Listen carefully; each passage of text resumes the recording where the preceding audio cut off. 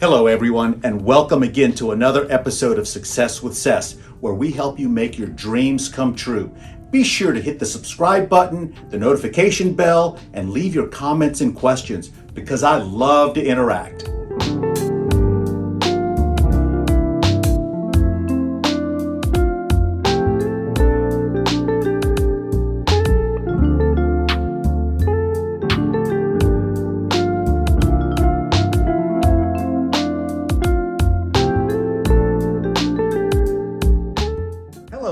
And welcome again to another episode of Success with Ces. Today my special guest is Dr. Erin Koetter of the Eye Hub here in the Heights. Welcome to the show. Thank you so much for having me. It's a pleasure. You are welcome. You're welcome.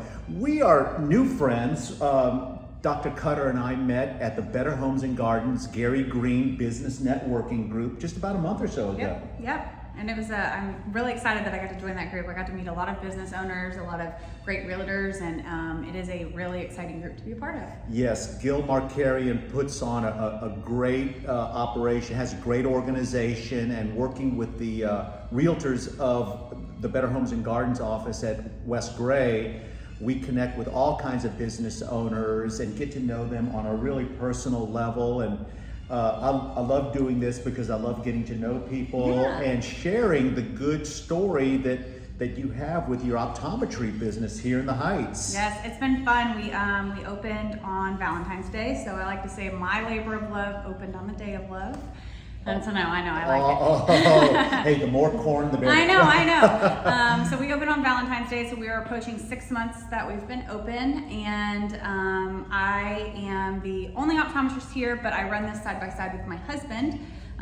He has a finance background, and so he does a lot of the marketing and finance side of the business, and I do all the others. Well, it's so important. I mean, for physicians in general who might not have a business background, to have somebody behind the scenes helping the operation. Absolutely. On the financial side, on the marketing side, things of that nature. So tell the audience a little bit about your background in optometry. What sparked your interest, and a little bit about that Absolutely. So I'm from Deer Park, Texas, so not too far from here, about 25-30 minutes away. And then I went to Texas A&M University, gig 'em. I went to Texas A&M and I graduated with a degree in biomedical science. And then I went on to get my doctorate from the University of Houston College of Optometry, so I stayed really close to Houston.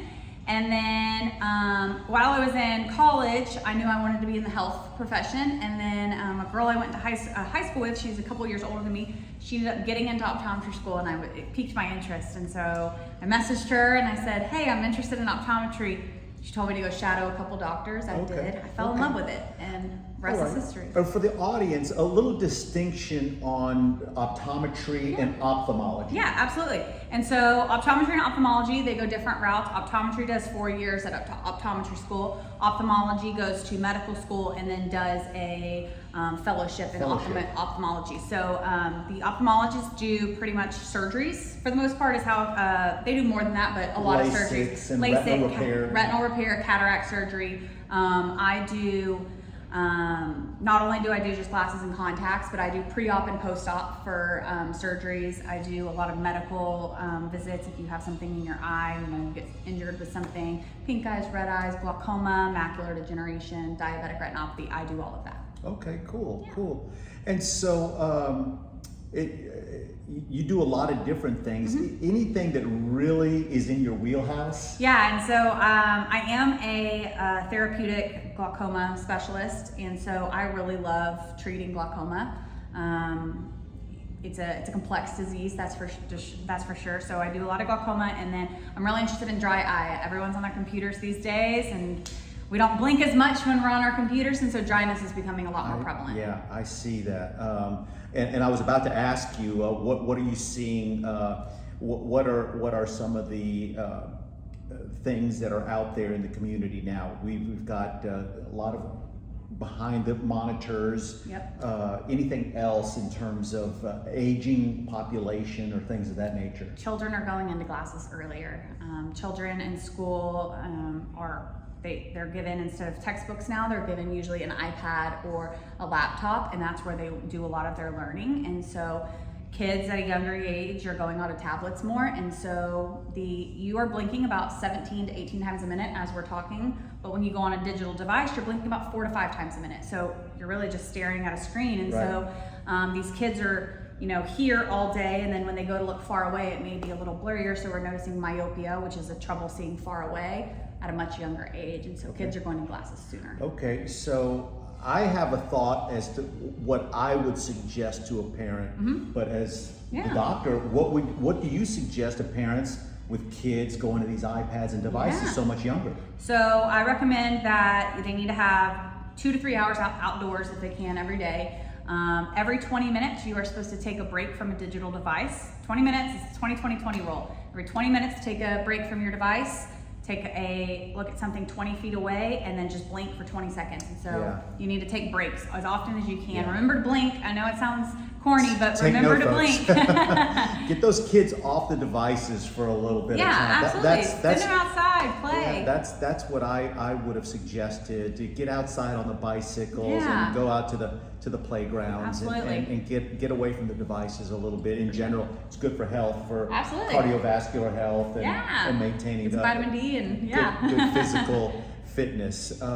So tell the audience how to get a hold of you, where you're located, and what are your hours and things of that nature.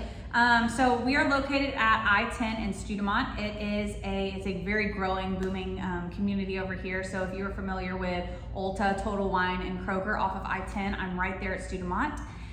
We are on the 2nd floor. It's a new strip center. There's actually a Home Depot coming in. It's really booming over here. We are open 8 to 5 on Monday, Tuesday, Wednesdays, 10 to 7 on Thursdays to get those people who coming in after work. We have one late night. So you have one late night, Thursday nights, okay. We're closed on Fridays, and then we're open on Saturdays for the weekend people from 8 to 1. So you're able to come in on the weekends if you can't make it during the week. Awesome. Well, thank you so much for joining me today. And for those of you out there, be sure to hit the subscription button or the notification bell. And if you have any questions or comments, feel free to leave them below so that we can answer and interact and answer some questions that you might have about eye exams or anything that you might need of that nature. Any last comments for the audience? I would love to see all of you. It would be a pleasure to see you. You can visit us at eyehubhtx.com or just give us a call, 281-940-6600. So that's how you reach me. All right, great. Thank you for having me. Thank you so much. See you soon. See you soon. Great. Thank All you. right. Bye-bye. Bye-bye.